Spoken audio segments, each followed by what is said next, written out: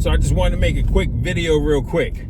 I get a lot of DMs from new breeders trying to figure this thing out, trying to figure out the direction in which they should go in. Mostly those that are looking to tap into, breeding Cane Corsos. And so this video is for those individuals, but hopefully, hopefully this video could be for all new breeders and stuff like that. Hopefully you hear something and stuff like that you made to pick up on, and use, whatever the case may be. And so, the DMs that I do get is people just trying to figure out the direction that they should go in. One thing that I definitely will hit on, and I will always say, and, always talk about is, hey, research. You got to do your research, folks. You got to dive into researching this particular breed, the Cane Corso. And I say that because, man, there's a lot of information out there. And when I was looking to breed these guys, when I first was getting into it, right, I came across this breed, right, actually in 2015, 2016. I really didn't start diving into researching, right, and this is me looking up the history. Front camera, low visibility, clear screen. I don't know what it's talking about, but it is what it is. My truck, guys. But yeah, so my bad for that. But yeah, when I first, started doing my research, man, I came across a ton of information, stuff I did not know. One of the things being that, hey, there's actually two types of Cane Corsos. Now, people out there will argue and fuss and, bicker back and forth, online, YouTube, in the DMs, Instagram, probably texting each other, who knows how they go about arguing and debating and stuff like that, right? They always debating this particular topic. But, based on my research, I agree. There's actually two types of Cane Corsos out there, you have the traditional, you have the non-traditional.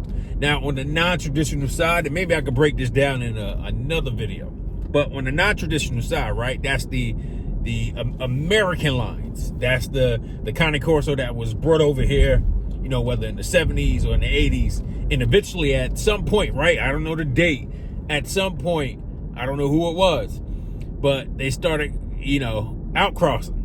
And that's when you start to get like the boxers mixed into the bloodline, the Rockwallers, the Great Danes, and bullies, pit bulls as well. And so those that had that in their pedigree and their bloodlines and stuff like that, I consider that tainted, right? Tainted blood. And so the more authentic ones, the traditional ones, right, or the ones that don't have their blood tainted, will be those that originated from Italy. Well, overall, all of them came from Italy, but those who are in Italy and still being produced in Italy and not having any other types of dog breeds mixed into the bloodline, right? And so the most common one that you see nowadays, right, is you'll definitely see that one, that Cane Corso that has the boxer features and stuff like that. You'll have the inverted scissors bite, the undershot jaw. You have little muzzle, small muzzle and stuff like that, smaller, more boxer head. You can actually see the features in these dogs. Now, is that just on the American side? No, actually it's on the European side as well.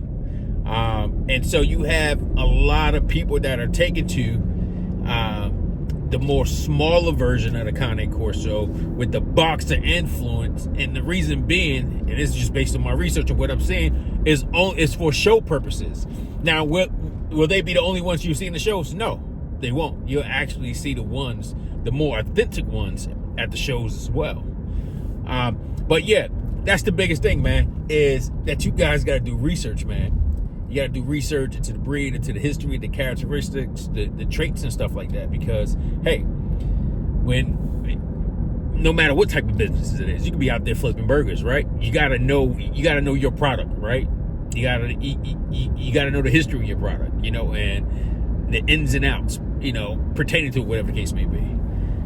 And so, yeah, that's the biggest thing, man. It's research. Now, when it pertains to this research and stuff like that, right? You got to figure out who you're going to obtain your puppy from, right? The breeder. There's tons of breeders out there, right? But in addition to tons of breeders, man, there's breeders out there that are not producing quality. And I think, to be quite honest with you, man, if you're going to breed Cane Corsos, right, you gotta go and grab quality. Don't go and purchase something just because it's cheap and it's poor quality, you know, because of a name. And that's what you have. You have people right now, man, they just purchase this based on a name because someone said this is a Cane Corso, or because this paperwork, you know, the ICCF paperwork says Cane Corso, the AKC says the Cane Corso. At the end of the day, man, again, you got to look at the pedigree and you got to research the bloodlines and stuff. You got to research the parents, the great-grandparents, the great-great-grandparents and stuff like that, you know, just to make sure that you are getting something of quality, something that has, you know, that if you look at the lineage and stuff, you know, minimum health issues and stuff like that. If you look at the lineage, just making sure that, hey, I'm not going to come across, you know, a puppy that sit there and, you know, a couple generations ago, you know, had Great Dane or Boxer or Rottweiler mixed into it and stuff like that, you know. So I think, you know, I ain't gonna say I think, I know the best route to go is you have to go quality. You have to go and purchase from a reputable breeder and stuff like that that's producing authentic Cane Corsos. Now, when I went out there and I was looking for my Cane Corsos and stuff, man, I came across a ton of breeders, you know, all over the U.S. and even in the European countries and stuff. And to be quite honest with you, right, during that time, which was, 2018, 2019, when I'm doing all this research and this stuff, right, I didn't come across any quality breeders in the East Coast. Now, I'm in the East Coast. I'm located in the East Coast. I didn't come across no quality breeders in the East Coast. Now, have I looked at that particular time and even comparing now, did I find every single Cane Corso breeder, in the East Coast? No, I didn't. Why? Because, I mean, in the past couple months and stuff like that, I've been finding out there's even people in my area that's been breeding these dogs, man, for a few years now. So, no, I did not come across every single Cane Corso breeder at that particular time, right? But again, I'm speaking from that particular time frame, right? So 2018, 2019, 2020, I got my dogs in 21, right? And so at that particular time, I'm like, all right, ain't no good quality breeders on the East Coast nowhere, definitely none in the Midwest. Let me look overseas and let me look on the West Coast. I found several overseas, right? Hit a couple breeders up over there. Pricing fluctuates amongst breeders and stuff like that overseas. You can find them from anywhere from $6,000 to $7,000. And I hit one guy up, man. Joker charging over $13,000, you know, for a puppy. And you know, the pedigree and everything is great. To be honest with you, it is. And then, you know, I tapped into the West Coast and stuff like that. Couple people out there, no more than a handful that I contacted. And to be honest with you, because I know off the top of my head, I only contacted 3 people in the West Coast and spoke to them, you know, pertaining to the puppies. And I just end up settling with one breeder, which is Tony Breeder. You know, Tony Parents, his dad was imported in from Argentina. His mother imported in from Italy. And as you guys, you know, for some of you guys, if you haven't seen him, man, this Joker he's great. He's great. I mean, health-wise, excellent. Temperament, excellent. His physical features and stuff like that, man, off the chart. Like, hey, off the chart. And so, yeah, I grabbed him from the West Coast, from California. And then Pepper, I went overseas. I went to Brazil and grabbed her. And so, and as we looking at bloodline, right? And for me, based on doing my research, what was the top bloodlines? European. You know, you have X-Men and you have Hulk Hogan, Del Imperio Maya. And so, at that particular time, Hulk Hogan, Del Imperio Maya, at that time, even till now, is still one of the top bloodlines out there.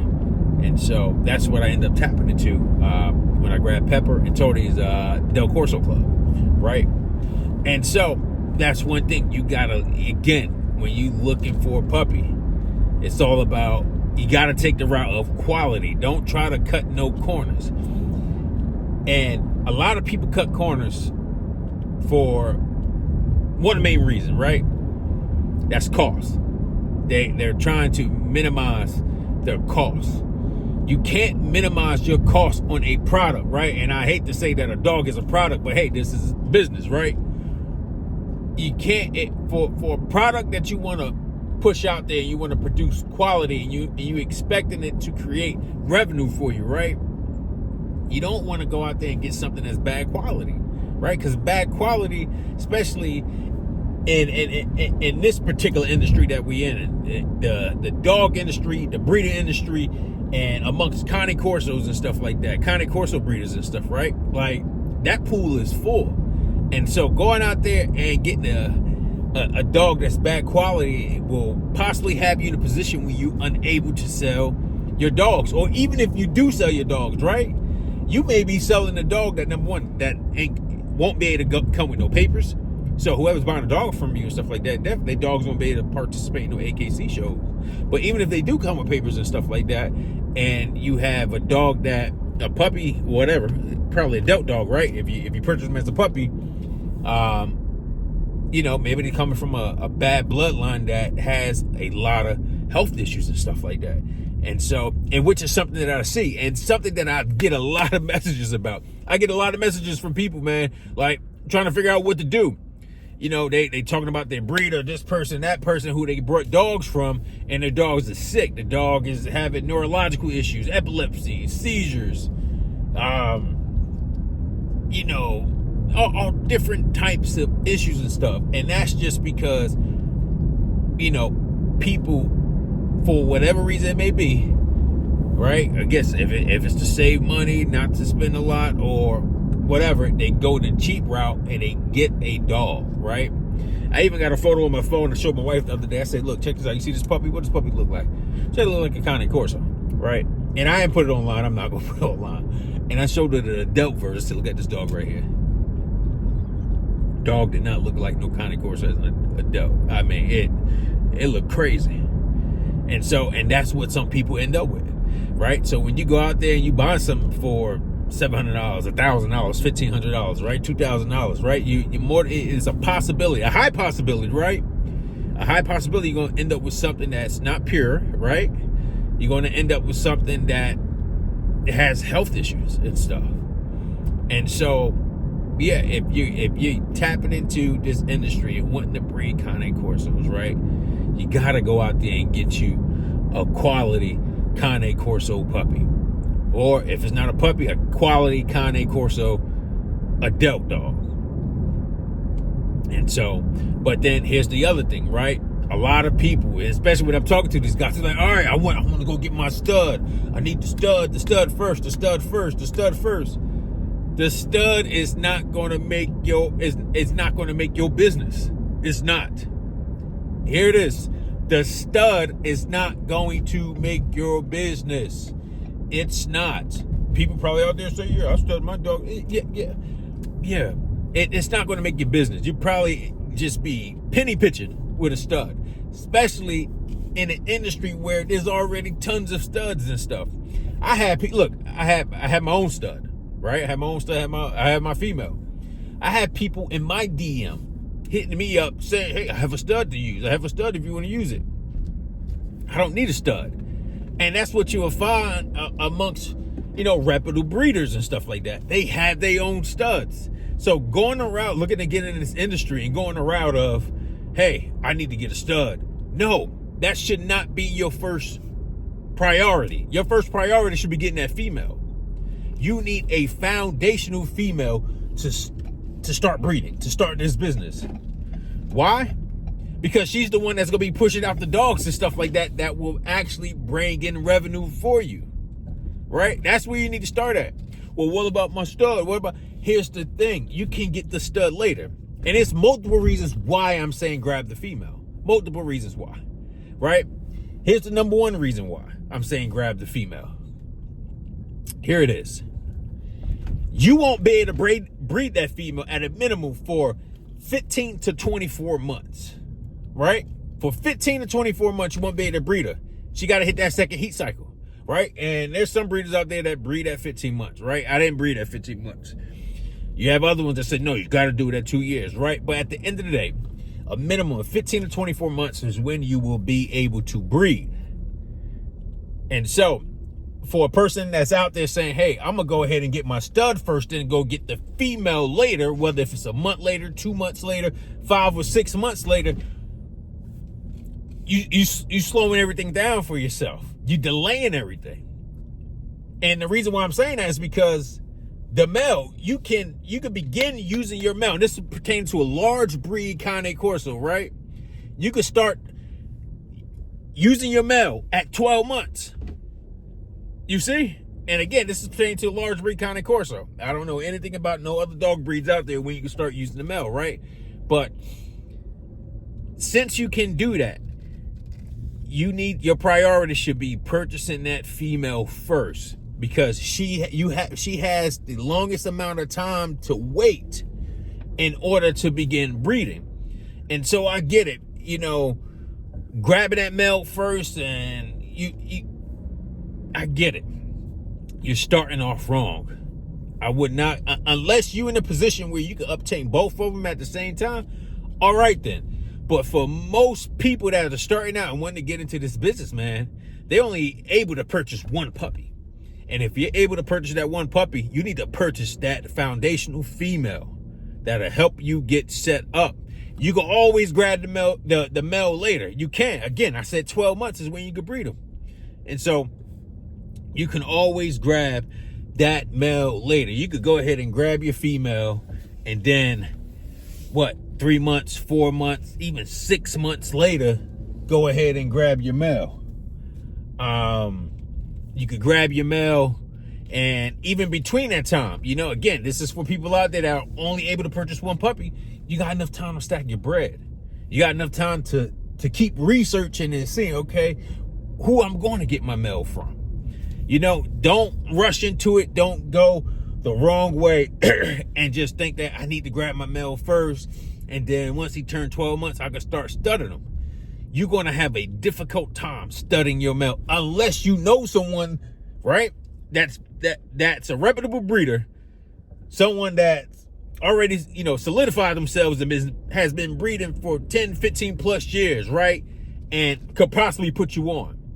But that's not that many people out there that could get put on with just, an unproven stud. And so that female would be the best route, man. And so, grab the female first. Do your research on the breed, right? Do your research on the dog itself, the history, characteristics, traits, whatever the case may be. Do your research on the breeders. Do your research on the pedigree. Find out where you're going to get your dog from, who you're getting your dog from, and stuff like that. Start off with a female. Then once you grab your puppy, right? What's the next step you got to do? You need to start marketing at that point. Don't wait till you breed, right? Because you definitely going to be behind the curve. Don't wait till you breed. You got to build up your audience. You got to build up your fan base on social media, right? YouTube, Instagram, whatever it is you want to be on, the TikTok, Snappy Chat. You got to build up your fan base, right? You got to put your dogs out there so people can see what they potentially want to buy. If you don't market at all, marketing is key. If you don't market at all, and then you just wait until your puppy's of an age and ready to breed, you ain't gonna be able to sell nothing. Unless you already got people in your area lined up and stuff like that. But for the most part, right? Breeders, we have to use social media. We have to. And so when you get your puppy, man, you start marketing that puppy right there at 8 weeks. I don't care if that puppy taking a poop, shoot some video. I don't care if that puppy eating, shoot some video, take some photos. I don't care if that puppy running around, jumping off a cliff, swinging on a tree, running up your roof, sleeping in your bed, watching football, TV, whatever it may be, you fussing at the puppy. Shoot that video and post it. Build up your audience, your fan base, and have people fall in love with your program, with your kennel, with what you do. Right? You got to have people fall in love. You got to give them something. You got to give them something.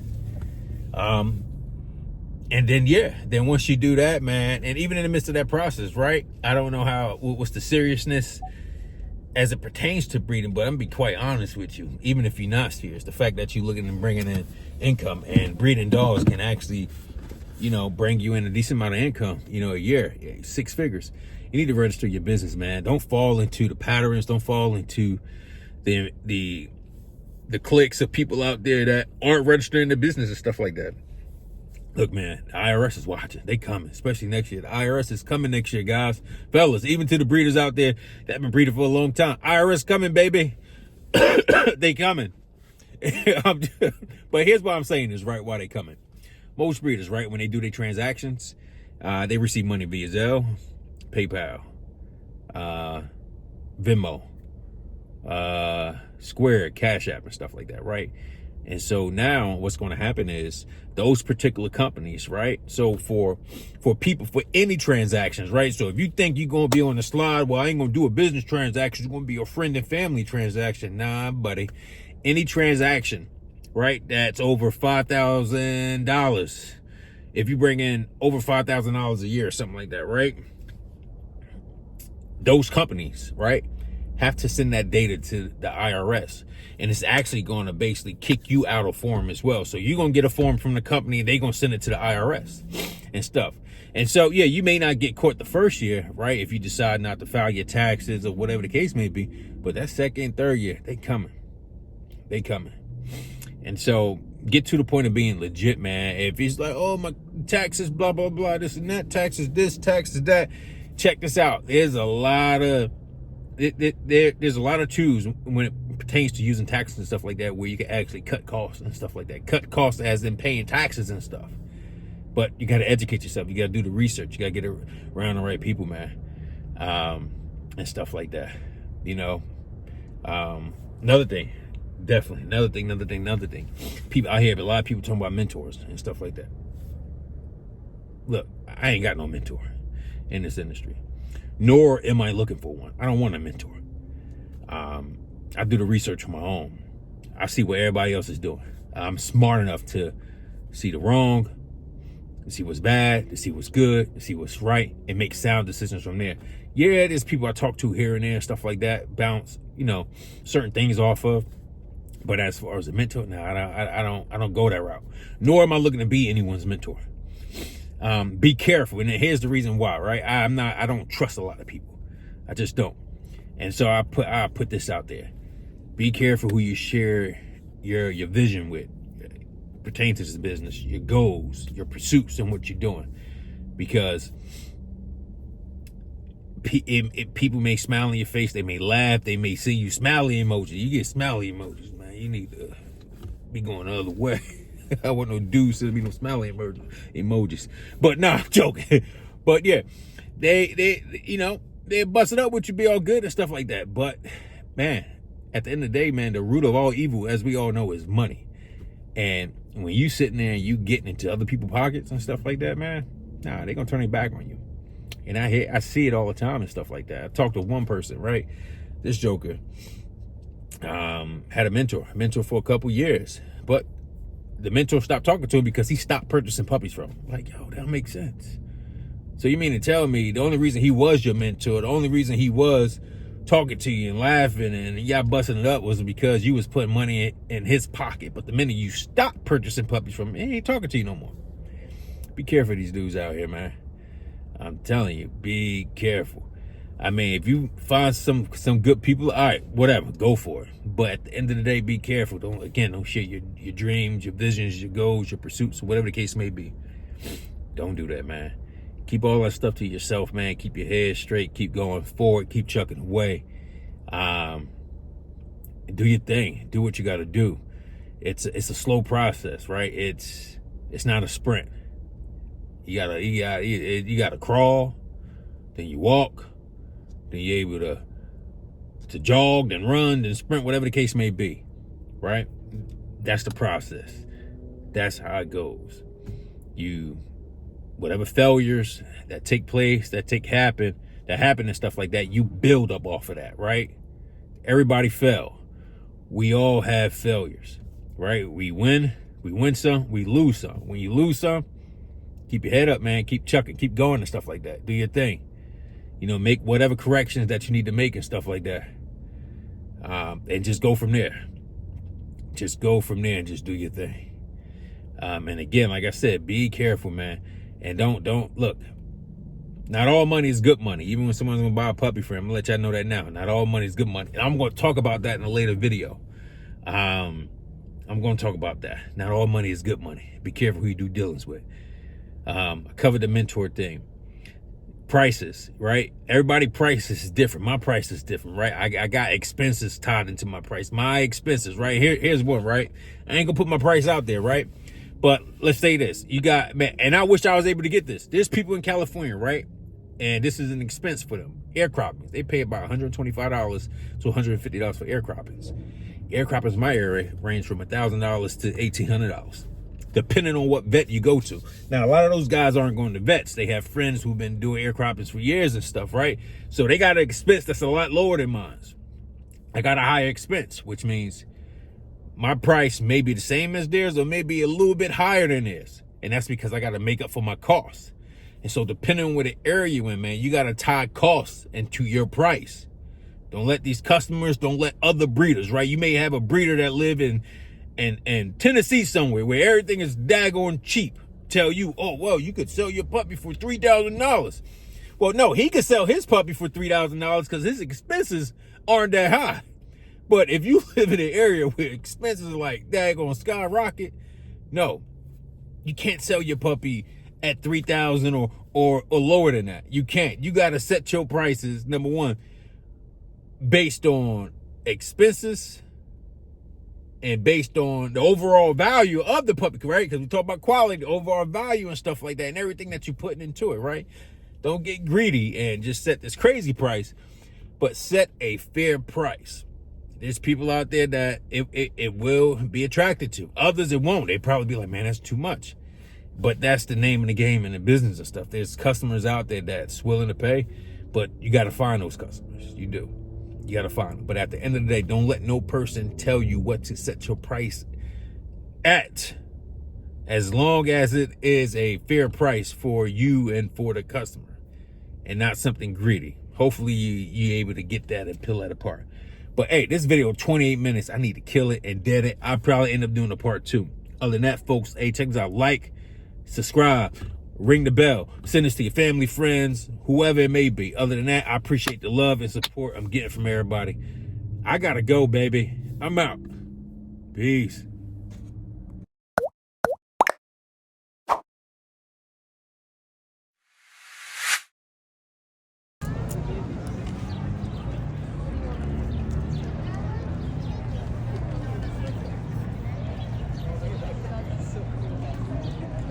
Yo le